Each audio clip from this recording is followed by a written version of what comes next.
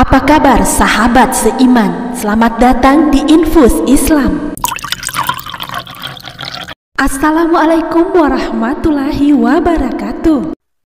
4 hal ini akan diambil paksa dari manusia. Sahabat seiman, setiap manusia yang hidup di dunia sejatinya adalah seorang musafir, seorang yang sedang dalam perjalanan. Rasulullah SAW bersabda, "Jadilah kamu di dunia seperti orang asing atau orang yang sedang lewat." Hadis riwayat Bukhari. Dunia hanyalah tempat persinggahan. Bila sudah habis masanya, kita akan kembali ke hadapan Allah dengan ucapan innalillahi wa inna ilaihi raji'un.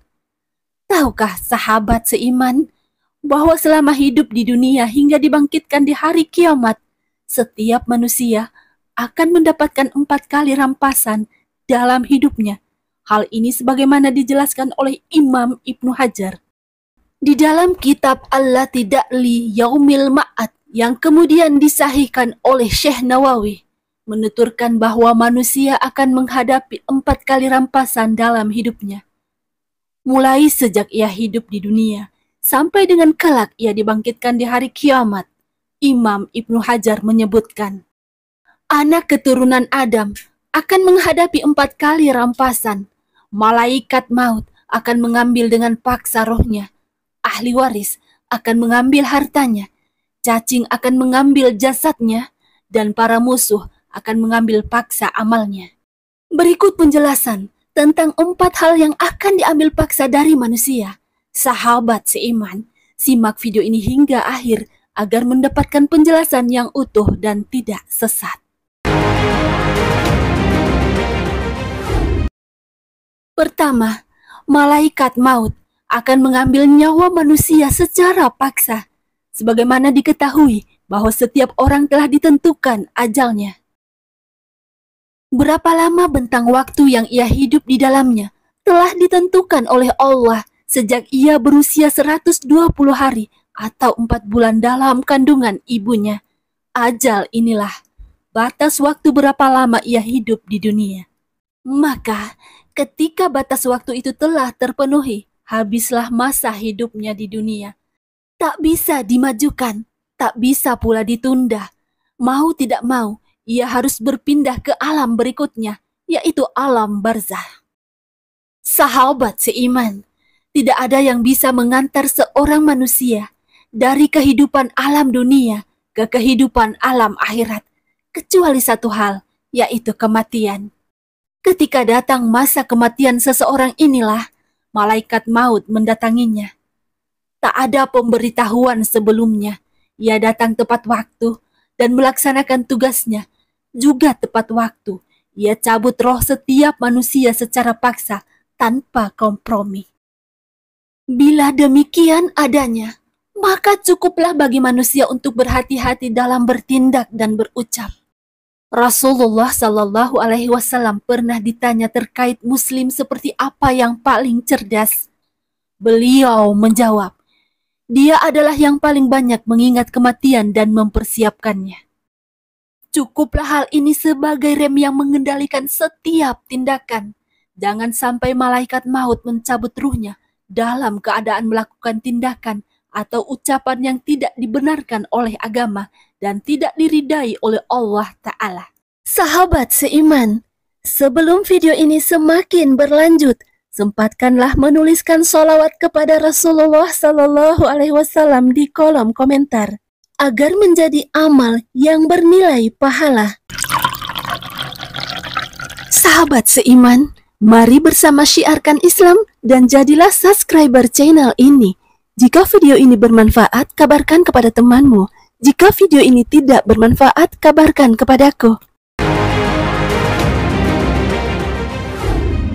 Kedua, cacing akan memakan tubuh secara paksa ketika seseorang telah meninggal dunia dan tubuhnya dikuburkan. Maka binatang-binatang melata semacam cacing dan lainnya akan memakan tubuh yang sudah tak bernyawa itu. Memang tidak dipungkiri bahwa dalam kenyataan ada jenazah yang telah berpuluh tahun dikubur, namun tubuhnya masih tetap utuh. Tak dimakan cacing pun tak rusak oleh tanah. Namun tentunya hal itu hanya terjadi pada orang-orang tertentu saja, sesuai kehendak dan kuasa Allah.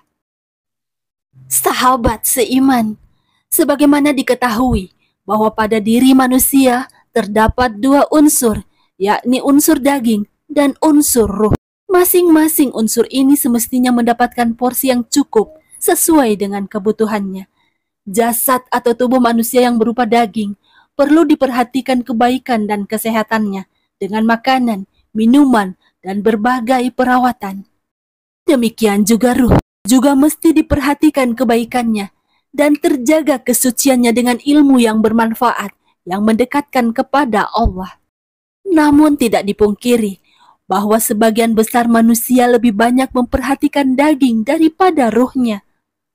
Untuk kepentingan daging ini, tak jarang seseorang rela mengeluarkan berjuta hartanya, makanan dan minuman yang enak dan lezat, sampai dengan program perawatan tubuh yang berkelas dengan biaya yang tinggi adalah hal-hal yang lumrah yang banyak dilakukan oleh manusia untuk kepentingan dagingnya.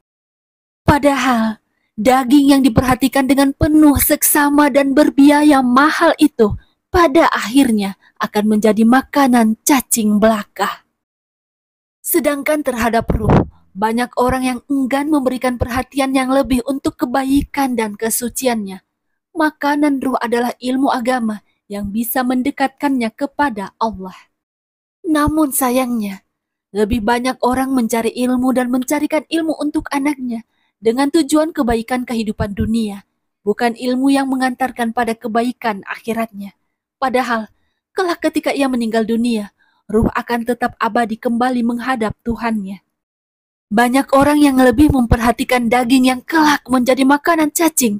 Sedikit orang yang memperhatikan ruh yang kelak akan kembali kepada Tuhannya. Sahabat seiman, relakah bila ketika ruh kita kembali kepada Allah dalam keadaan kotor penuh noda?